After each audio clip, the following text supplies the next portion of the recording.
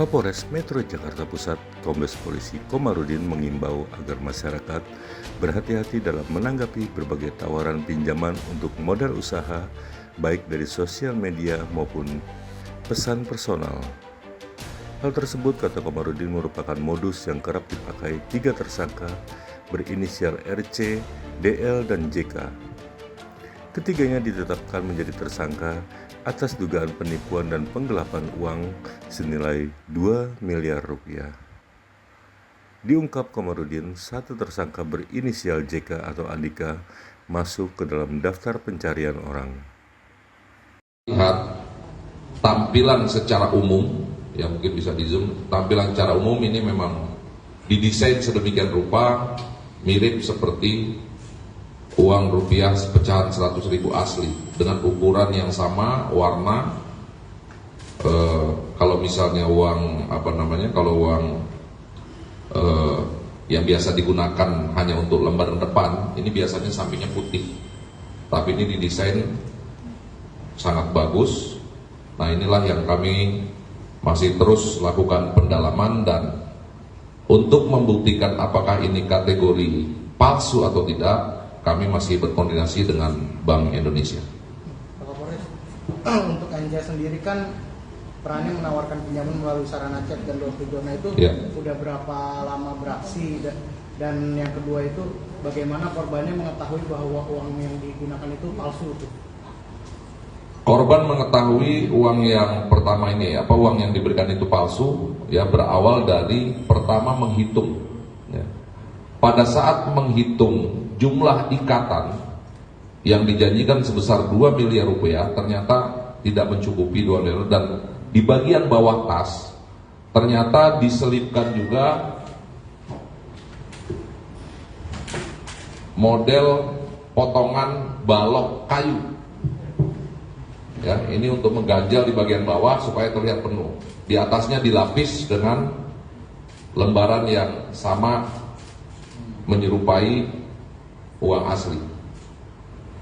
Jadi ikatannya sama seperti ini. Nah, ini untuk ganjalan di bawah, sehingga tas itu menjadi penuh, terkesan seperti uang itu telah mencukupi 2 miliar rupiah. Nah, ini dihitung oleh korban. Ternyata korban mengetahui ada bantalan balok untuk mengganjal bagian bawah. Inilah yang membuat korban melaporkan terjadi penipuan, dan setelah kami dalami ternyata uang yang diberikan dikemas dalam satu tas tersebut bukan uang yang asli. Artinya bahwa pelaku menggunakan ataupun mengcover dengan benda kertas yang didesain menyerupai uang asli.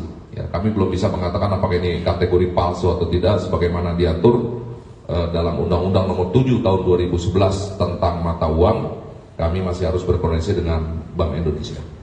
Pak, ini udah diketahui Pak, lokasi produksi uang palsu tersebut di mana. Terus yang kedua, ada indikasi nggak pelaku ini selain tadi dengan modus peminjaman uang juga menyebarkan atau melakukan bisnis jual beli uang palsu ke masyarakat?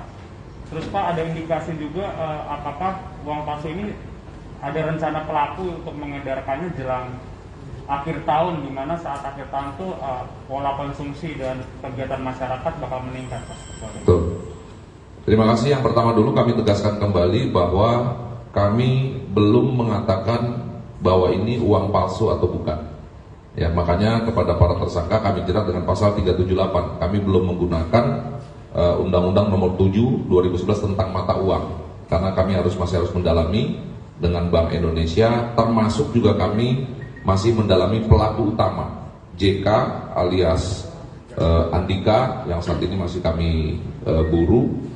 Setelah itu baru kami bisa melakukan pengembangan proses pencetakannya, termasuk sebaran-sebaran yang sudah pernah dilakukan oleh pelaku. Pak, ada perbedaan Pak dengan mata uang biasa Pak, selain tadi yang putih itu? Kalau dilihat dari ukuran, warna mirip, ya, dari ukuran warna mirip. Termasuk kalau di Raba, di Terawang ya memang itu ada membedakan, ini agak licin, tidak kasar. Namun dilihat dari kemasan, memang orang awam ya, sekali lagi orang awam ini tentunya akan mudah sekali tertipu. Ya, apalagi kalau digunakan pada malam hari, kemudian digunakan untuk belanja di, mohon maaf ya, mungkin di warung-warung kecil, ini mungkin akan sangat tersamar sekali. Ya. Pak, itu ada tanda airnya atau enggak, Pak? Tidak ada.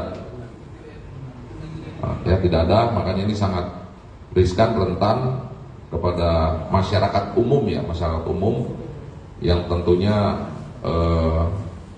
sulit untuk membedakan mana yang asli ataupun mana yang menyerupai, ya, mana yang asli ataupun menyerupai, apalagi kalau digunakan transaksi pada malam hari. Oleh karenanya kami mengingatkan agar berhati-hati, khususnya ya pemasalah peminjaman ataupun orang yang menjanjikan memberikan modal usaha agar diperhatikan. Betul. Pak Kapolres, itu kan ada bacaan di uang buat mainan gitu. Betul. Apakah korban tidak melihat kalau itu ada bacaan uang mainan? Pengakuan korban dia tidak sadar. Ya, korban merasa bahwa apa yang diharapkan pinjaman untuk modal usaha didapatkan, dan korban meyakini bahwa pinjaman ini bisa didapatkan dengan biaya administrasi sebesar 100 juta.